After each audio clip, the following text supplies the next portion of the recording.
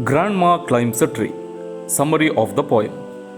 This poem by Ruskin's Bond poetically describes his granny's love for trees. The poet begins the poem by calling her genius, as she could climb any type of tree easily. She had learnt it from her brother when she was 6, and she had been climbing trees since then. As she grew old, she was advised not to climb trees as it looked disgraceful.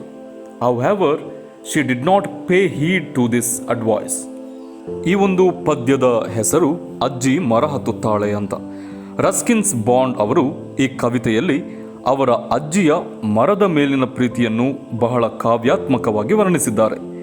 ಕವಿಯು ತನ್ನ ಅಜ್ಜಿಯನ್ನು ಬುದ್ಧಿವಂತೆ ಎಂದು ಕರೆಯುವ ಮೂಲಕ ಪದ್ಯವನ್ನು ಪ್ರಾರಂಭಿಸುತ್ತಾರೆ. ಆಕೆ ಯಾವುದೇ ಮರವನ್ನು ಅತ್ಯಂತ ಸುಲಭವಾಗಿ ಹತ್ತಬಲ್ಲವಳಾಗಿರುತ್ತಾಳೆ. ಇದನ್ನು ಆಕೆಯ ಸಹೋದರನಿಂದ ಕಲಿತಿರುತ್ತಾಳೆ. ಅದು ಆಕೆ 6 ವರ್ಷ ಪ್ರಾಯದವಳಾಗಿದ್ದಾಗ. ಆ ವಯಸ್ಸಿನಿಂದ ಆಕೆ ಮರಗಳನ್ನು ಹತ್ತುವ ಹವ್ಯಾಸವನ್ನು ಬೆಳೆಸಿಕೊಂಡಿರುತ್ತಾಳೆ. ವಯಸ್ಸಾದಾಗ ಆಕೆ ಮರವನ್ನು ಹತ್ತಬಾರದೆಂದು ಸಲಹೆಯನ್ನು ನೀಡಲಾಗಿತ್ತು. ಅಜ್ಜಿ ಮರ ಹತ್ತುವುದು ಅಷ್ಟೊಂದು ಸಭ್ಯವಾಗಿ ಕಾಣಿಸುತ್ತಿರಲಿಲ್ಲ. ಆದರೆ ಆಕೆ ಈ ಸಲಹೆಗೆ ಯಾವುದೇ ಮನ್ನಣೆಯನ್ನು ಕೊಡಲಿಲ್ಲ. It was feared that one day she would fall, but she never fell. However, one day when she was alone at home, she climbed a tree, but could not come down.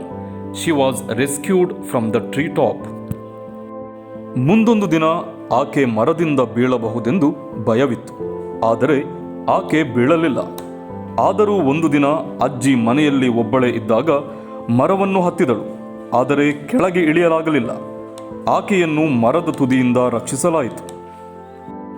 After that she fell ill. The doctor was called. He took her temperature and advised her bed rest for a week. Everyone felt relieved as this would curb Granny's tree climbing. Quite contrary to everyone's expectations, the granny grew miserable lying in the bed.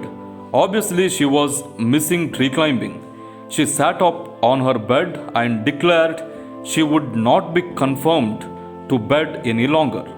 She called the poet's father and instructed him to have a house built for her in the treetop.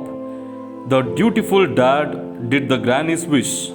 With the poet's help, she built a beautiful treetop house for the granny. ಅದರ ನಂತರ ಅವಳು ಅನಾರೋಗ್ಯಕ್ಕೆ ಒಳಗಾದಳು. ವೈದ್ಯರನ್ನು ಕರೆಸಲಾಯಿತು. ಅವರು ಅಜ್ಜಿಯ ದೇಹದ ತಾಪಮಾನವನ್ನು ಪರೀಕ್ಷೆ ಮಾಡಿ 1 ವಾರದವರೆಗೆ ಹಾಸಿಗೆಯಲ್ಲಿ ವಿಶ್ರಾಂತಿ ಪಡೆಯುವಂತೆ ಸಲಹೆ ನೀಡಿದರು. ಇದರಿಂದ ಅಜ್ಜಿ ಮರವನ್ನು ಹತ್ತುವುದಕ್ಕೆ ಕಡಿವಾಣ ಬೀಳಬಹುದೆಂದು ಎಲ್ಲರ ನಿರೀಕ್ಷೆಯಾಗಿತ್ತು.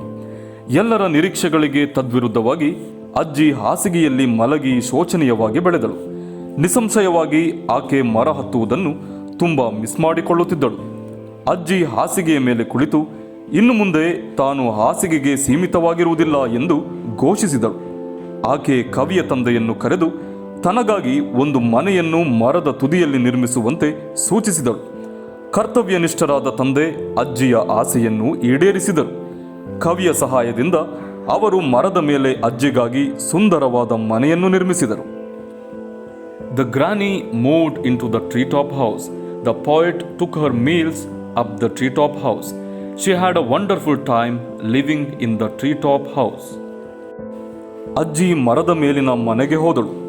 ಕವಿಯು ಅಜ್ಜಿಗಾಗಿ ಊಟವನ್ನು ಮರದ ಮೇಲಿನ ಮನೆಗೆ ತೆಗೆದುಕೊಂಡು ಹೋಗಿ ನೀಡಿದರು. ಅಜ್ಜಿಯು ಮರದ ಮೇಲಿನ ಮನೆಯಲ್ಲಿ ಅತ್ಯಂತ ಸುಂದರವಾದ ಸಂತೋಷವಾದ ಸಮಯವನ್ನು ಕಳೆಯತೊಡಗಿದಳು.